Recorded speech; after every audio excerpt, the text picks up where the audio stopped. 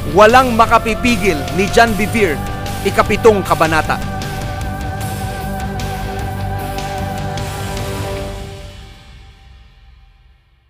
Sino ang nasa likod ng kaguluhan?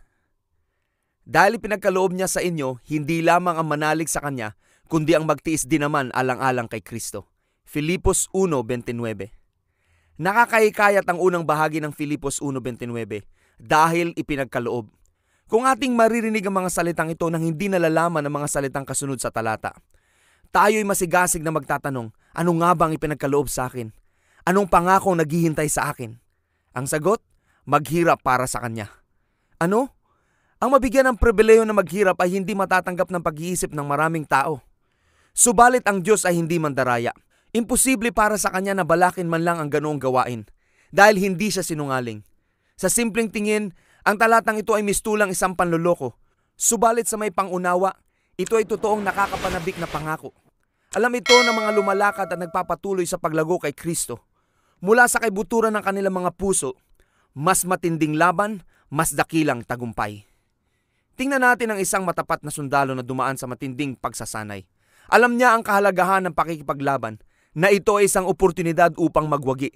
Siya ay mayroong pusong mananakop at nagnanais na pagsilbihan ng layunin ng kanyang hari. Kung ang laban ay may pamalita, siya at ang kanyang tropa ay nagsasaya sa oportunidad na magtagumpay at makapagbigay karangalan sa hari at benepisyo sa mga tao.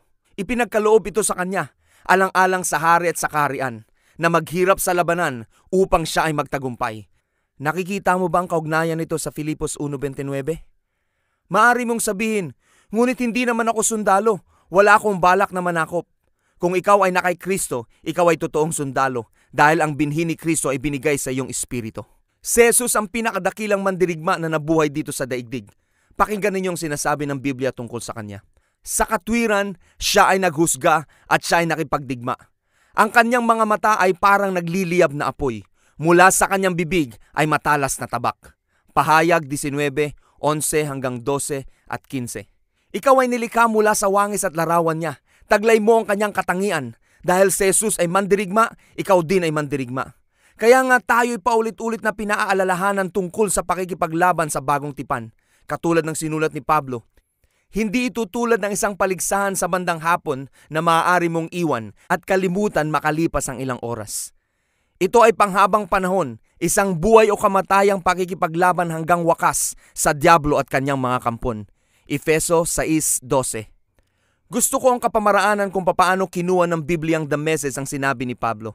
Tayo ay nasa buhay o kamatayang pakikipagdigma upang tapusin. Ang digmaan ay hindi maaaring iwasan.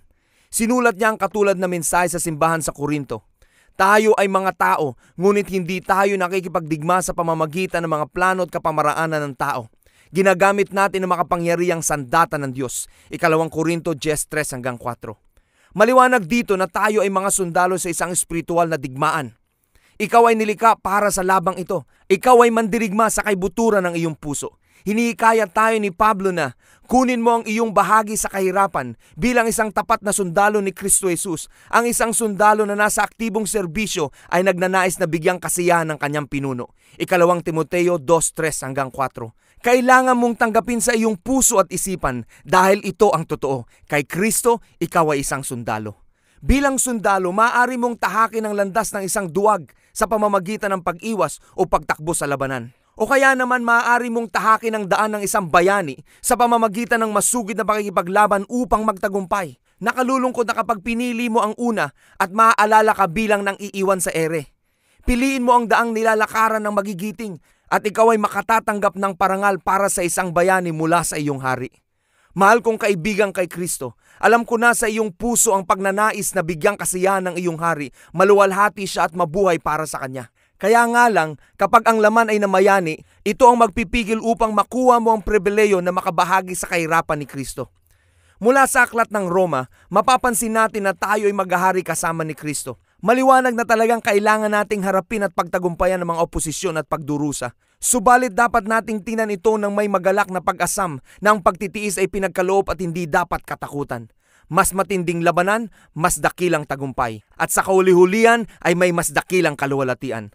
At ito pang totoong magandang balita, hindi mo kailangang matalo sa labanan dahil ipinangako sa atin, ngayon tayo ay nagpapasalamat sa Diyos na siyang nangunguna sa atin upang magtagumpay kay Kristo.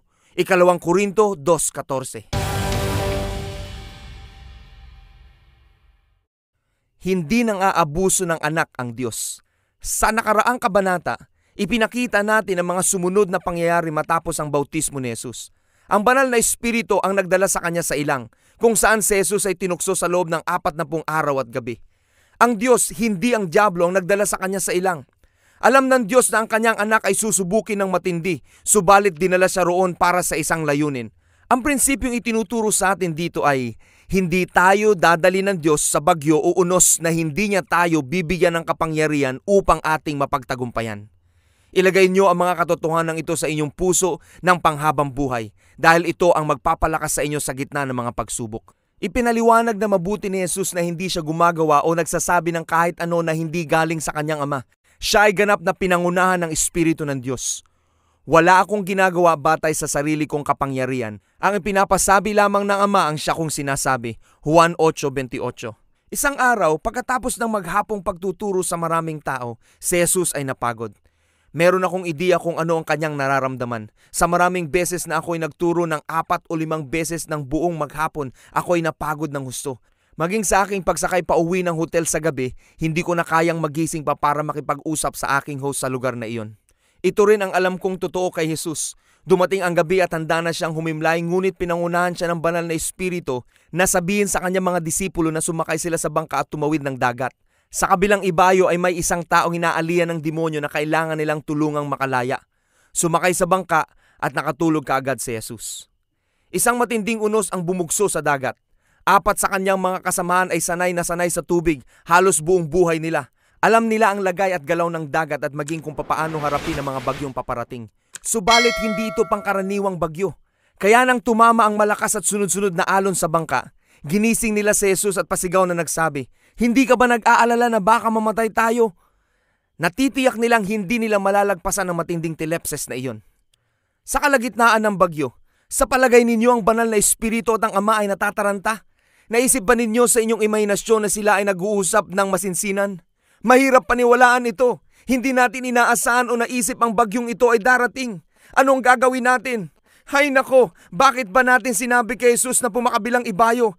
Napakalaking pagkakamali. Nakakatawa kapag ating inisip, di ba? Ngunit siyempre, hindi ganoon ang nangyari. Alam ng banal na espiritu na ang bagyo ay darating dahil alam niya ang lahat mula simula hanggang dulo. Ako lang ang makapagsasabi sa inyo ng mangyayari bago pa ito maganap. Isaiah 46:10. Pinangunahan niya si Jesus sa bangka na may buong kaalaman na may parating na bagyong nakamamatay. Subalit hindi tayo dadalhin ni Jesus sa bagyong hindi niya tayo bibigyan ng kapangyarihang ito'y mapagtagumpayan. Nang gumising na si Jesus, siya ay pumunta sa harapang bahagi ng bangka at inutusan ng bagyo na manahimik. Pagkatapos, hinarap naman niya ang kanyang mga alagad at pinagsabihan, "Bakit kayo natatakot? Bakit wala kayong pananampalataya?" Marcos 4:40. Bakit kaya pinagsabihan ni Jesus ang kanyang mga kasamahan? Bakit niya tuwirang sinabi na wala silang pananampalataya? Bago sila umalis sa pangpang, sinabi niya sa kanila, "Tumawid tayo sa kabila." Talata 35. Hindi niya sinabi na, "Pumunta tayo sa kabila at sa gitna ay lulubog." Alam sana nila na sapat ang biyaya, kapangyarihan ng mga salita ni Jesus upang dalhin sila sa kabilang ibayo. Sana ay pumunta sila sa harap ng bangka at sinigaw ang mga salitang ito, "Bagyo, hindi mo kami maaaring patayin o pigilan. Makakarating kami sa kabilang ibayo dahil iyon ang sabi sa amin ng aming Panginoon. Pumunta tayo sa kabilang ibayo, kaya umalis ka sa aming daraanan." Alam ng Diyos na ang bagyo ay darating, subalit binigyan niya ang mga alagad ni Jesus ng kapangyarihan at kapamahalaan upang pagharian ang bagyo. At ito ang susi sa lahat. Ang naghihiwalay sa taong talunan at sa kanya na naghahari sa buhay ay ang kaalaman na ang labanan at ang mga suliranin sa buhay ay hindi may iwasan. At di katulad ng mga natural na tao, tayo ay may kapangyarihang maghari sa mga dumarating na di magagandang pangyayari. Kaya maaari nating kayanin at kailangan nating lumaban ng hindi sumusuko hanggang ito ay ating mapagtagumpayan. Hayaan natin na ang 2 Korinto 2:14 ay maging totoo sa ating buong pagkatao. Ngunit salamat sa Diyos na lagi niya tayong sinasama sa parada ng tagumpay kay Kristo. Kung ang sitwasyon ay iniwanan sa mga alagad at sa kanilang makitid na pananaw, lahat sila ay maaaring nalubog at nalunod. Subalit si Jesus ay determinadong sumunod na paglabanan ng bagyo. Hindi lang upang sila ay mabuhay, kundi upang maabot ang lalaking inaalihan ng demonyo sa kabilang ibayo ng lawa at mapalaya. Hindi tumigil doon ang mga magagandang benepisyo dahil pinamalitan ng lalaking pinagaling ang kaharian ng Diyos sa 10 syudad ng Decapolis. Sa dulo, maraming mga kaluluwa ang nadala sa kaharian. Pinangunahan ng banal na Espiritu si Jesus at ang kanyang grupo sa unos. Ngunit hindi layunin ng Diyos na sila ay mapagharian ito. Ang focus ng Diyos ay nasa kaluwalhatian sa kabilang ibayo ng unos. Kung ating tatanungin ng mga apostol ngayon, sulit bang pagdaanan ng bagyo upang makitang mapalaya ang lalaki? Malamang ang kanilang isasagot ay, "Siyempre." Tingnan natin ang isa pang kaso. Si Apostol Pablo ay nasa isang misyon na pinangunahan ng Espiritu sa Jerusalem, ngunit ito ang naghihintay sa kanya. Ngayon, sa utos ng Espiritu, ako'y pupunta sa Jerusalem at hindi ko alam kung ano ang mangyayari sa akin doon. Ito lamang ang aking alam. Sa bawat bayang dinalaw ko, ipinahayag sa akin ng Espiritu Santo na ang naghihintay sa akin do'y pagkabilanggo at kapigatian. Mga Gawa 20:22-23. Ang salitang Grego para sa kahirapan katulad ng sinabi sa una ay telepses. Nakita na natin ang salitang ito, di ba? Kaya nga ang banal na Espiritu ay ginabayan si Pablo upang mapunta sa lugar na makararanas siya ng matinding kapigatian. Gayunpaman, ang Diyos ay laging magbibigay ng biyaya na magtagumpay tayo sa mga balakid upang matagpuan natin ang daan na nararapat nating tahakin. Ano ang naging resulta ng matatag na paninindigan ni Pablo sa gitna ng kahirapan? Hindi lang ang mga Hudyo at Hintil ng Jerusalem ang nakarinig ng Ebanghelyo. Ganon din ang mga mamamayan ng imperyo ng Roma, pati ang mga sundalo, mga hukom, mga hari ng mga riyon at si Caesar mismo. Lahat ng ito ay mula sa isang tao na pinangunahan ng banal na Espiritu. Hindi ang Diyos ang pinagmulan ng bagyo o kahirapan. Subalit alam niya na si Pablo ay haharap dito dahil sa magulong mundo na ito na lihis sa kapamaraanan ng Diyos.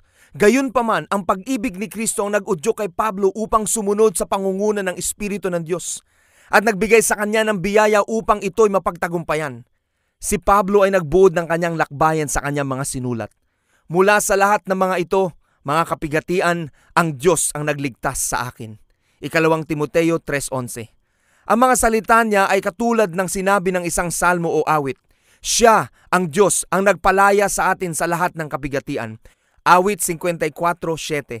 Hindi sa mga ilan lang na pagsubok o karamihan sa mga pagsubok, kundi sa lahat ng mga pagsubok. Sa lahat ng pagsubok. Ito ay 100% sa lahat. At ang mga pangakong ito ay para sa iyo at sa akin. Ang pinagmumulan ng kahirapan. Bago tayo magpatuloy, dapat maging maliwanag kung saan nagmumula ang telepses at ang kalooban ng Diyos para sa atin sa gitna ng mga iyon. Kung sisiyasatin nating mabuti ang paksang ito, kailangan nating mag-ingat dahil marami ang maaaring matisod dito at lalo na sa 3 bahagi ng buhay. Kaya dahil sa kahalagahan nito, nais kong iukol ang natitira pang bahagi ng kabanatang ito upang ito ay paliwanag ng husto bago tayo magpatuloy sa pagpasok sa paghahari. Ang mga halimbawa na ating natunghayan sa puntong ito ay nagsasalarawan sa atin na ang Diyos ay hindi pinagmumulan ng telepses. Sa halip, ang telepses o ang matinding kaguluhan, ang pagdurusa at ang kapigatian ay galing sa puwersa ng kadiliman sa mundong ito. Ito ba ay laging totoo? Kailangan nating pag-isipan ang sagot sa katanungang ito. Dahil kung iniisip mong ang pagdurusa ay galing sa Diyos, ikaw ay hindi na kailangang lumaban upang ito ay pagtagumpayan. Ang isang sundalo na patungo sa labanan ay natitiyak kung sino ang kanyang kalaban. At kung siya ay matalino, aalamin niya ang mga taktika ng kanyang kaaway. Hindi malabo sa isang mandirigma kung sino ang kanyang kaaway. Subalit mahigit sa 30 taon ko sa ministeryo, nakita ko na marami sa mga mananampalataya ang hindi alam kung sino ang nasa likod ng mga kahirapan na kanilang hinaharap. Nakalulungkot na hindi nila nauunawaan ang mga estratehiya at mga gawain ng kaaway. Nang sabihin niya sa atin na kailangan nating maging matalino upang hindi tayo maisahan ng kaaway dahil alam natin ang kanyang mga plano. 2 Korinto 2:11. Paano natin malalaman ang mga taktika ni Satanas? Sinabi ni Jesus sa atin, ang layunin ng kaaway ay magnakaw, pumatay at manira. Sinabi ni Jesus, ang layunin ko ay magbigay ng buhay sa kanyang kaganapan. Juan 10:10. Sa bandang unahan ng Juan 10, tinukoy ni Jesus na ang magnanakaw ay si Satanas at ang kanyang mga kampon. Tinawag din siya ni Jesus na naghahari sa mundo. Juan 16:11. Ang tawag naman ni Pablo kay Satanas ay Diyos ng sanlibutan, 2 Korinto 4:4, at prinsipe ng kaharian ng kadiliman, Efeso 2:2. Siya ang nagtatakda ng sistema ng sanlibutan. Si Satanas mismo ang pinagmumula ng kaguluhan. Kaya sinabi ni Pablo, sapagkat hindi tayo nakikipaglaban sa mga tao, kundi sa mga pinuno, sa mga may kapangyarihan, at sa mga tagapamahala ng kadilimang umiiral sa sanlibutang ito, ang mga hukbong espiritual ng kasamaan sa himpapawid, Efeso 6:12. Ang salita ng Panginoon sa Juan 10:10 at ang salita ni Pablo sa mga taga-Efeso ay naghahayag sa atin na walang pag-aanlinlangan na ang kahirapan na nagmumula sa pagnanakaw, pagpatay o pagwasak ay galing sa impluensya ng kapangyarihan ng kadiliman na inilarawan sa Efeso 6:12. Sa kabilang banda, ang layunin ni Jesus ay may pahayag ang kalooban ng Diyos Ama. Kaya ang layunin ng Diyos para sa iyo ay buhay na may kaganapan. Tuwing ikaw ay humaharap ng anumang uri ng kagipitan, kahirapan o kapigatian, gamitin mo ang mga salita mula sa Juan 10:10 upang makatiyak ka kung ang Diyos ba o ang kaaway ang nasa likuran ng mga pangyayari. Upang maipakita kung paano ito nangyayari, tingnan natin ang ilang mga halimbawa. Kahihiyan, pagkatakot, pag-uusig. Kung susuriin ang nadaramang kahihiyan, pagkatakot at pag-uusig, ayon sa sinasabi ng Juan 10:10, maliwanag na ito ay galing sa kaaway at hindi galing sa Diyos. Ngunit upang makatiyak, ating suriin ito ng mas malalim. Sinulat ng mga aawit na, purihin, magiliw, may lubos na papuri at pasasalamat ang Diyos o kaluluwa ko at huwag kaligtaan ang kahit anuman, kahit isa sa kanyang ginawa. Siyang nagpatawad bawat isa ng lahat kong kasalanan. Siya ang nagpapagaling ng lahat ng bawat isa kung karamdaman. Awit 103:2-3. Isipin mo ang pinakamapagkakatiwalang tao na iyong nakilala. Siya ba ay ang iyong asawa, mga magulang, lolo o lola, o ang iyong doktor? Ang taong ito ay hindi kahit kailan nanloko o nagsinungaling sa iyo. Sana meron kang isa man lang tao na ganoon sa iyo, sa nakaraan o sa kasalukuyang buhay mo. Isipin mo ang taong ito ay nangako sa iyo ng harapan. At hindi lang iyon, siya rin ay may kapangyarihang tuparin ang mga ito. Ngayon, isaisip mo ito. Ang Diyos ay higit pang pinakamapagkakatiwalaan kaysa ang taong iyong naisip. Sinabihan niya tayo na huwag nating kalimutan ang kahit isa man sa kanyang mga ginawa, kahit isa. Ang unang ginawa niya ay pinatawad niya ang ating mga kasalanan. Kamangha-mangha, napakabuti niya, sobra siyang maawain, napakatinding pag-ibig. Kung hindi mo pa nagawa ito, paniwalaan ito ng buong puso. Ikaw ay napatawad na kay Kristo Jesus. Wala kang kasalanang nagawa na hindi kayang burahin ng dugo ni Jesucristo. Kaya kung kahihiyan, pagkatakot o pag-uusig ay nagsisimula sa iyong kaluluwa dahil sa iyong inisip, sinabi o ginawa mula sa iyong nakaraan, ngunit ikaw ay nakahingi na ng tawad sa Diyos, hindi siya ang nasa likod ng iyong masamang pakiramdam. Pakinggan ninyo ang mga salitang sinabi ni Pablo tungkol sa mga bagay na ito. Sino ang makakapagharap ng paratang laban sa mga hinirang ng Diyos? Sa gayong ang Diyos ang nagpawalang sala sa kanila. Sino ang hatol na sila'y parusahan? Si Kristo Jesus ay pinatay, ngunit higit sa lahat ay muling binuhay. Ngayon ay nasa kanan ng Diyos upang mamagitan para sa atin. Roma 8:33-34. Napakaliwanag ng pagkakahayag. Sino ang maaaring magharap ng paratang sa atin? Ang Diyos ba? Hindi. Sino ang makapaghuhusga sa atin? Si Kristo Jesus ba? Hindi. Isipin mo na lang, ipinadala ng Diyos si Jesucristo upang mamatay para sa atin nung tayo mga kaaway pa. Si Jesus ay sumang-ayon na ito ay gawin at ang banal na Espiritu ay sinakatuparan ito. Bakit ang Diyos Ama, Anak o Espiritu Santo ngayon ang uhusga at ilalagay tayo sa kahihiyan o ibibilang tayong makasalanan, samantalang ngayon ay hindi na tayo kaaway kundi mga anak ng Diyos? Bakit ka pa niya uusigin kung ipinataw na ito sa korderong inialay? Hindi pa ba sapat ang sakripisyo ni Jesus? Hindi ba ito pang walang hanggan? Ang manunulat ng Hebreo ay nagbigay katiyakan sa atin. Higit ang nagagawa ng dugo ni Kristo sa pamamagitan ng walang hanggang Espiritu. Inialay sa Diyos ang kanyang sarili bilang handog na walang kapintasan. Ang kanyang dugo ang luminis sa ating puso at isipan sa mga gawain walang kabuluhan upang tayo'y makapaglingkod sa Diyos na buhay. Hebreo 9:14. Ang sakripisyo ni Kristo ay hindi lang nagwasak ng kasalanan natin sa harapan ng Diyos. Nilinis din nito ang ating konsyensya mula sa pag-uusig, pagkatakot at kahihiyan na dulot ng kasalanan. Kaya kung ikaw ay nabubuhay para sa Kanya at nagnanais na sumunod sa Kanyang kagustuhan, subalit ikaw ay ginagambala ng ganitong mga kaisipan o pakiramdam na galing sa kaaway, sa Kanyang pagtatangka na ikaw ay hilain pababa, kailangan mong harapin ng matindi ang pakikipagdigma sa kaaway na pinanggagalingan nito. Paano? Katulad ng kung paano eksaktong kinalaban ni Jesus ang kaaway noong siya ay tinukso sa disyerto sa pamamagitan ng salita ng Diyos. Ako ay magiging mas tiyak hinggil dito sa mga susunod na kabanata. Subalit kung, ang ibig kong sabihin ay kung ikaw ay nabubuhay na may pagsuway sa kalooban ng Diyos, malamang ang iyong sariling puso ang umuusig sa iyo. Sinulat ni Juan, kung sakaling tayo ay uusigin ng konsyensya, alam natin na ang Diyos ay higit sa ating budhi at alam niya ang lahat ng bagay. Mga minamahal, kung hindi tayo inuusig ng ating budhi, makalalapit tayo sa Diyos na panatag ang ating kalooban. Unang Juan 3:20-21. Ang salitang pag-uusig sa talatang ito ay hindi nangangahulugan ng sentensya sa isang hatol na madalas na kahulugan nito. Sa halip ang kahulugan ng salitang Grego na kataginosko ay bigyang pansin laban sa, maghanap ng mali o manisi. Ang ating konsensya ang nag-iingat at nagpapanatili sa atin upang tayo ay hindi mapalayo sa Diyos. Kung tayo ay nasa ganitong kalagayan at hindi lumalago, tayo ay itutuwid ng banal na espiritu na tulad ng Diyos Ama na nagsasabi, "Anak, bigyang pansin mong mabuti kapag ikaw ay itinutuwid ng Panginoon at huwag kang mawala ng pag-asa kapag ikaw ay Kanyang itinatama." Hebreo 12:5. Siya ang nagtutuwid sa atin upang tayo ay Kanyang ibalik sa pakikiisa sa Kanya at tayo ay gawing katulad niya. Hindi upang tayo ay patayin, pagnakawan at wasakin. Palagi nating pakatatandaan na ang pag-uusig at pagtutuwid ay may kaakibat na hindi magandang pakiramdam, parehong masakit. Ngayong walang pagtutuwid ang masaya sa kasalukuyan bagkos masakit. Hebreo 12:11. Gayunpaman merong malaking kaibahan sa dalawa.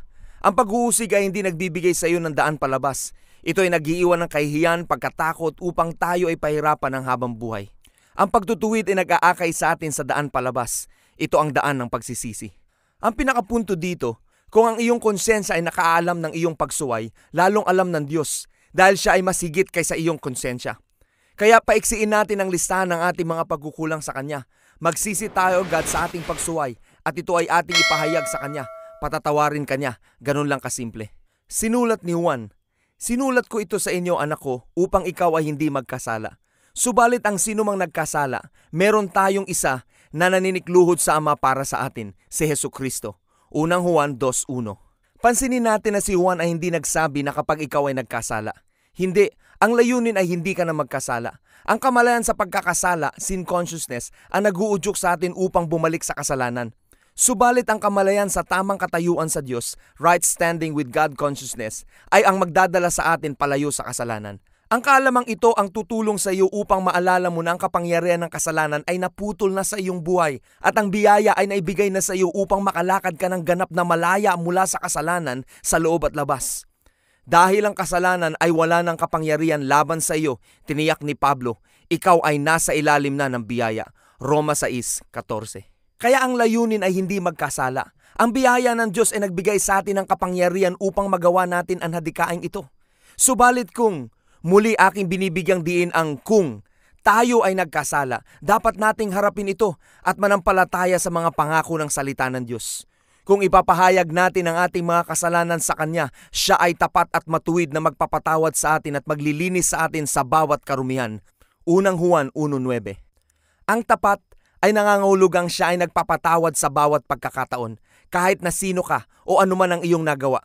Kaya kapag ikaw ay Kanyang nilinis mula sa bawat pagkakamali, na ibig sabihin ay kahit anumang pagkakamali, ikaw ay malinis na sa Kanyang harapan at parang hindi ka nagkasala. Ang dugo ni Kristo ang nag-alis ng iyong kasalanan kung gaano kalayo ang silangan sa kanluran.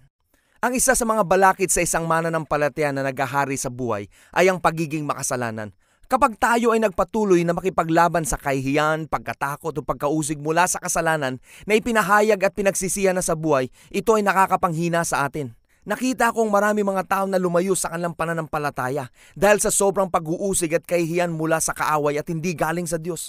Pakiramdam nila sila ay nagkasala ng minsan hanggang sa dumami o kaya ang nagawa nila ay hindi na mapapatawad kahit na hindi sila sinisisi ng Diyos. Ginagamit ni Satanas ang kanilang isipang hindi na bago upang sila ay lalong usigin at bigyang kahihiyan at kawalan ng pag-asa. Kaya sila lumalayo o kaya naman ay nagpapasyang magkaroon ng pananampalatayang walang silbi at puspos ng takot. Sa halip na maghari sa buhay, sila ang pinaghaharian ng buhay. Kaya panindigan mo na, kung ikaw ay nagkasala ngunit lubos na nagsisi at nagpahayag ng kasalanan sa Diyos, humarap ka sa Kanya na parang hindi nagkasala. Tanggapin mo ang Kanyang pagpapatawad. Sa pamamagitan ng Kanyang kamanghamanghang biyaya ay ginawa niya itong ganyang kasimple. Paniwalaan mo lamang. Mahalagang idagdag mo ito sa iyong kaalaman.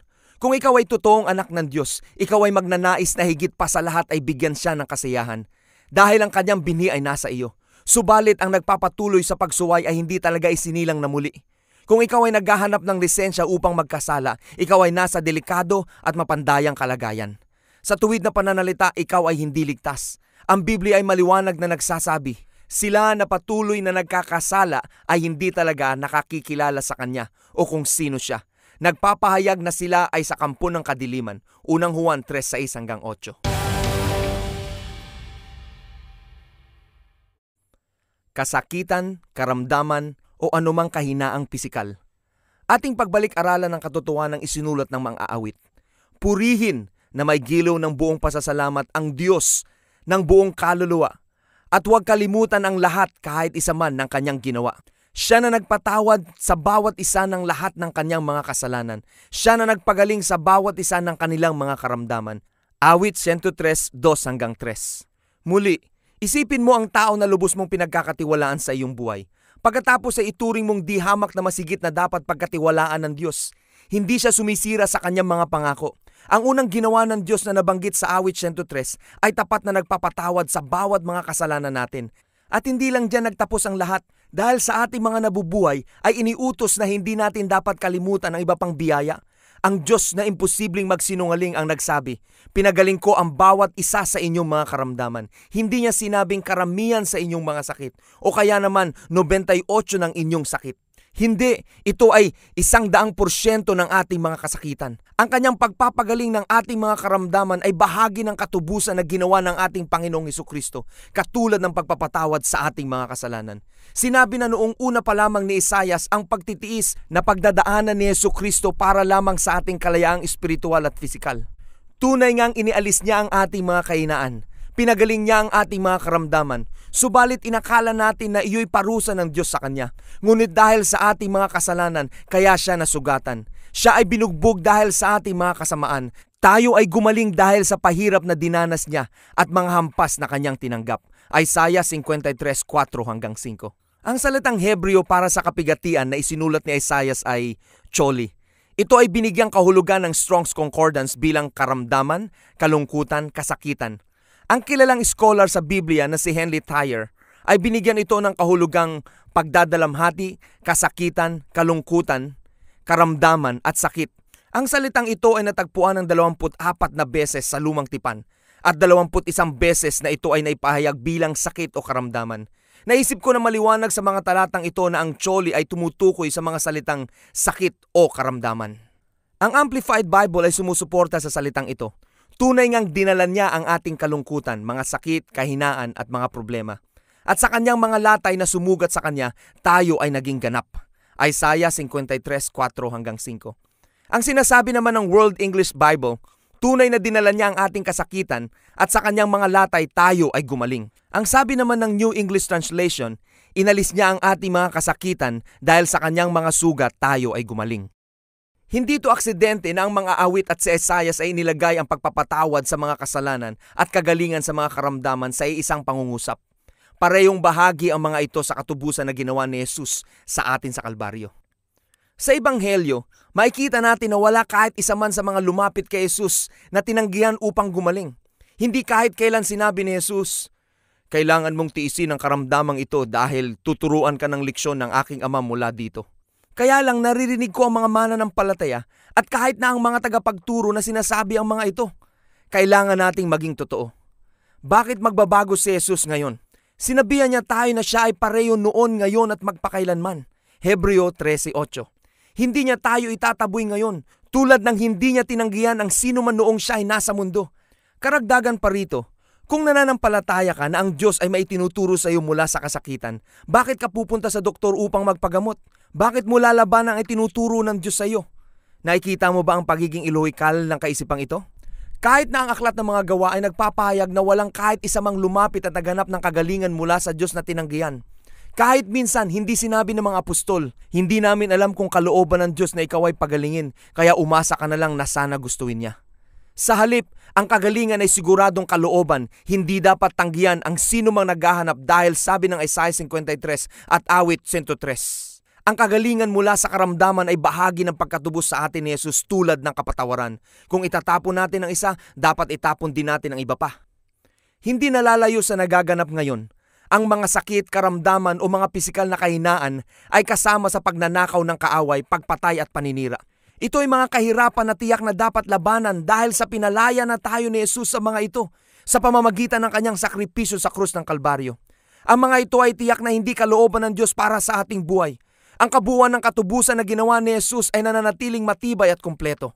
Kaya nga isinulat ni Pablo, naway lubusan kayong gawing banal ng Diyos na siyang nagbibigay ng kapayapaan at naway panatiliin niyang walang kapintasan ang buo ninyong katauhan, ang espiritu, kaluluwa at katawan hanggang sa pagparito ng ating Panginoong Hesukristo. Unang Tesalonica 5:23. Isinali niya dito ang ating katawan, kaluluwa at espiritu upang ipakita na nais ng Diyos na ang ating espiritu at kaluluwa ay maging ganap. Nais niyang ganun din ang mangyari sa ating katawan, ayon sa kung paano niya tayo nilikha. Naririnig ang iba na nagsasabi na, subalit meron akong nakita na taong nananampalataya na siya ay gagaling ngunit namatay. Hayaan mong itanong ko ito. Ang ating bang pananampalataya ay babatay sa karanasan ng iba o sa sinasabi ng walang hanggang salita ng Diyos? Kailangan mong tanggapin ng buo sa iyong isip at puso ang mga katotohanan ito. Tulad ng sinulat ni Pablo, kung hindi naging tapat ang ilan sa pagsunod sa Diyos, nangangahulugan bang hindi na rin tapat ang Diyos sa pagtupad sa kanyang pangako? Aba hindi, sapagat tapat ang Diyos sa kanyang mga salita, maging sinungaling man ang lahat ng tao, gaya nga ng sinabi ng kasulatan, mapapatunayang tapat ka sa iyong salita at laging tama sa iyong paghatol. Roma 3:3-4.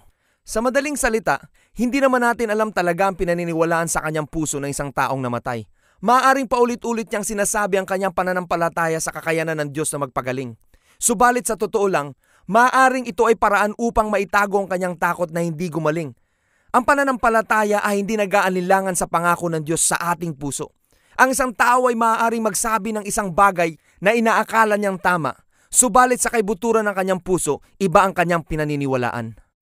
Kaya paano natin maipoproseso ang karanasan ng iba na hindi ayon sa sinasabi ng kasulatan na hindi tayo nagiging mapanghusga?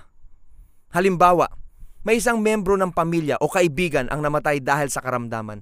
Ang epektibong paraan na aking nasubukang mainam gawin sa ganitong mga pangyayari ay ang mga sumusunod.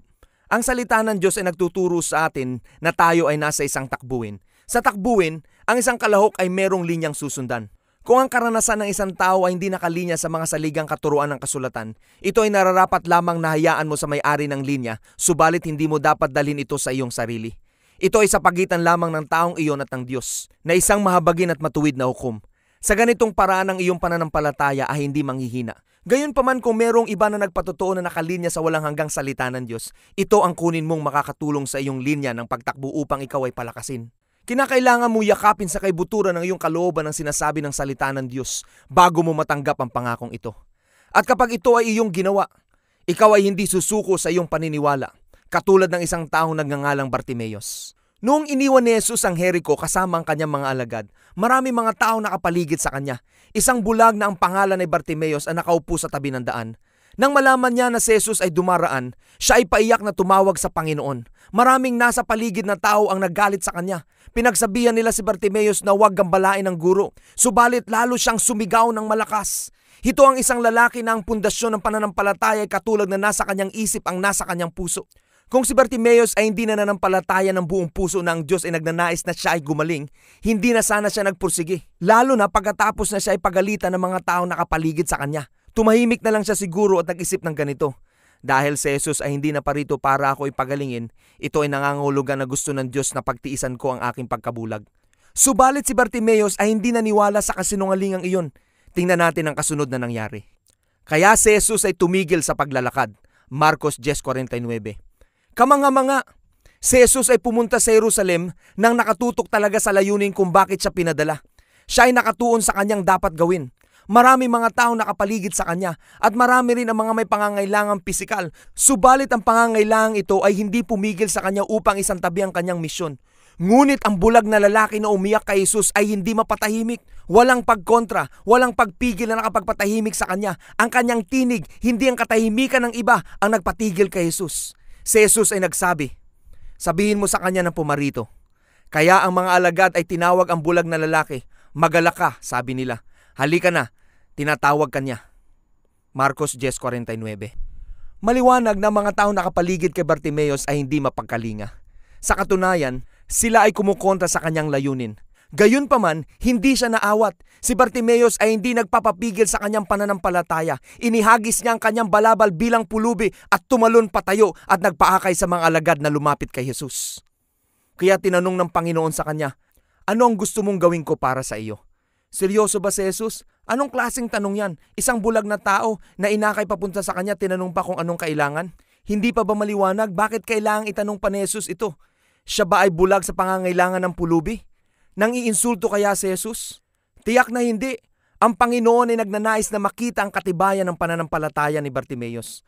Kung sinabi ni Bartimeos na, alam ko na sobra naman kung hingin ko ang aking paningin, kaya maaari ba na pagalingin mo na lang ako sa sakit ng ulo na nasa akin na ng mga ilang araw? Di iyon lang ang kanyang matatanggap. Alam natin na ito ay totoo sapagat sinabi ni Jesus sa bulag na nakakita, humayo ka, ang pananampalataya mo ang nagpagaling sa iyo. Hindi sinulat ni Marcos ang tungkol sa mga tao na hindi nakatanggap ng kagalingan. Siya ay tumutok sa mga tao na gumaling. Huwag mong hayaan ang kwento ng iba na hindi gumaling ang maglayo sa iyo upang maging matibay ka sa iyong pananampalataya. Pakinggan mo akong mabuti sa aking sasabihin. Huwag kang maging mapaghusga sa mga hindi nakatanggap mula sa Diyos. Subalit huwag mong payagan na ang kanilang kwento ang pumasok sa iyong puso bilang katibayan. Diniklara ni Pablo, ano naman kung ang iba ay hindi nanampalataya? Ang hindi ba nila paniniwala ang magpapawalang saysay sa katapatan ng Diyos? Siguradong hindi. Roma 3:3-4. Ang isa lamang na ebidensya na nararapat nating payagan sa ating mga puso ay yung mga patutuo na nakalinya sa salita ng Diyos. Ang kakulangan at kahirapan. Binibigyan ba tayo ng biyaya ng kapangyarihan na maghari sa kakulangan at kahirapan? Sa iba pang mga kadahilanan, maraming tao ang naniniwala na ang pagiging makadiyos ay lalong nahahayag sa pamamagitan ng kakulangan. Sa ibang labis naman na kaso, may mga taong inaako ang kahirapan bilang paglilingkod nila sa Diyos. Ang kaisipang ito ay hindi tama sa kapahayagan ng Filipos 4:19 na sinabi ni Pablo nang may katiyakan sa kanyang mga kapatiran. Ang Diyos ang malayang magbigay, magpupuno ng ganap sa iyong bawat pangangailangan ayon sa kanyang mayamang biyaya kay Kristo Jesus. Kung iyong babasahin ang talatang iyon sa koneksyon na sinasabi ni Pablo sa mga mananampalataya, maliwanag na ang tinutukoy niya ay ang tungkol sa pananalapi. Ang ating pangangailangan ay matutugunan, hindi ayon sa ating ekonomiya o sa pamilya ng mga stocks, kundi ayon sa kayamanan ng Diyos sa kanyang kaluwalhatian. Ito ay kamangha-mangha. Dahil sa sagana ang kanyang kayamanan, walang patid ang pangtustos. Batay sa pangakong ito, maaari tayong maging tiyak sa kalooban ng Diyos na ikaw ay hindi magkulang sa bawat anumang bagay na mabuti. Ang sinulat ng mang-aawit, kahit mga leon ay nagugutom din. Sila'y nagkukulang sa hustong pagkain, ngunit ang sinumang humahanap, nagsasaliksik at inaalam ang Diyos sa kanilang tamang pangangailangan at sa kapangyarihan ng kanyang salita, walang mabubuting bagay sa kanya na hindi makakamtan. Awit 34:10. Ang kakulangan at kahirapan ay hindi buhay na ganap, kaya nga hindi itong kalooban ng Diyos sa iyong buhay. Ang kasulatan ang nagdeklara na ang mabuting pangalan ay mas mainam kaysa dakilang yaman o kaya naman ay ang pagpahid ng Espiritu ng Diyos. Kawikaan 22:1, Mangangaral 7:1. Kung hindi natin babayaran ang ating mga utang, ikinakalat natin ang ating hindi magandang pangalan. Naisip mo ba makapagbahagi tungkol kay Jesus sa may-ari ng iyong apartment kung hindi ka makakabayad sa tamang oras? Bakit siya makikinig kung ang buhay mo ay katibayan ng kahirapang tumupad sa usapan? Ngunit kung ang may-ari ng iyong apartment ay nakikita ka kung papaano ang Diyos nagbibigay para sa iyong pangangailangan at lalo na kung ikaw ay magpapaalam na dahil sa nakabili ka na ng bahay kasi ikaw ay magrenta, ano ang magiging patotoo nito sa mga hindi mananampalataya? Ang salita ng Diyos ang nagdeklara, ikaw ay magpapautang sa maraming bansa, subalit ikaw ay hindi mangungutang. Deuteronomio 28:12. Napakagandang patutuo na tayo ay malaya sa utang. Walang utang na dapat bayaran. At ikaw pa ang nagpapautang sa mga bansa upang magbahagi ng kasaganaan ng Diyos sa iba at nagbibigay para sa gawain ng Ebanghelyo. Mula sa mga talatang ito, makikita natin na nais ng Diyos na tayo ay maging masagana at hindi lamang tugunan ng ating mga pangangailangan. Makikita natin gusto niyang umunlad tayo. Pakinggan natin ang kanyang kalooban sa panalangin ni Apostol Juan. Minamahal, nais ko na higit sa lahat na ikaw ay umunlad at maging malusog kung gaano ang iyong kaluluwa ay umuunlad. 2 Juan 2. Napansin mo ba ang mga salitang binigyan ko ng diin? Higit sa lahat. Higit sa anumang bagay, nais ng Diyos para sa iyo na kanyang anak na ikaw ay umunlad na magkaroon ng mabuting kalusugan. Hayaan mong sabihin ko ulit, higit sa lahat ng bagay, mahigit sa lahat ng bagay. Kung ang panalangin ni Apostol ay hindi kalooban ng Diyos, hindi sana ito nasama sa kasulatan. Hindi naman nagmamalabis ang Diyos ng pananalita o kaya naman ay nagdaragdag. Hindi niya gagawin iyon dahil magiging kasinungalingan ito at hindi sinungaling ang Diyos. Kaya maaari kang magtiwala dito aking kaibigan. Kalooban ng Diyos na higit sa lahat ng bagay na ikaw ay paunlarin at magkaroon ng mabuting kalusugan. Kamangha-mangha. Ano ba ang kasaganaan? Ito ay pagkakaroon ng higit pa sa sapat upang hindi lamang tususan ang iyong pangangailangan, kundi ang mga pangangailangan din ng mundo na iyong naiimpluwensyahan. Sa madaling salita, ang pera ay hindi dapat batayan ng desisyon upang mahipo ang mga taong pinaabot sa iyo ng Panginoon. Hindi kaya itong dahilan kung bakit diniklara ng salita ng Diyos na palagi mong pakatandaan na ang Diyos ang nagbigay sa iyo ng kapangyarihan upang yumaman at ginawa niya ito upang tuparin ang kanyang pakikipagtipan sa iyong mga ninuno. Deuteronomio 8:18. Hindi kumukontra ang Diyos sa atin na magkaroon ng salapi. Subalit hindi sa sang-ayon na ang pera ang nagmamay-ari sa atin. Hindi ang pera ang ugat ng lahat ng kasamaan. Ang pagmamahal dito ang ugat nito. Nais ng Diyos na ikaw ay umunlad sa bawat bahagi ng iyong buhay, lalo na sa pananalapi. Marami mga bata pang mananampalataya na hindi pa lumalago ang nahihirapan sa mga mahalagang bahagi ng buhay na ating pinag-uusapan. Gayunpaman, kung paano tayo ay lubos na nakaugat sa pananampalataya na ang Diyos ay hindi pinagmumulan ng kahihiyan, pagkatakot, pag-uusig, karamdaman, kasakitan, panghihina, kakulangan o kahirapan, magiging madali sa atin ang malaman kung saan umaatake ang kaaway. Tayo ngayon ay nasa totoong digmaan ng buhay, ang digmaan upang makuha ang ating teritoryo para sa kaharian ng Diyos. Sa pagsulong mo sa labanan, tiyakin mo sa iyong puso ang mga sumusunod na katotohanan. Walang kinalaman ng Diyos sa mga gawaing tulad ng pagnanakaw, pagpatay at paninira. Ito ay mula sa puwersa ni Satanas na gusto kang pahirapan, biguin at salakayin. Ikaw at ako ay dapat lang na makipaglaban ng hindi sumusuko upang makita ang kaharian ng Diyos na may hayag sa mundo tulad sa langit.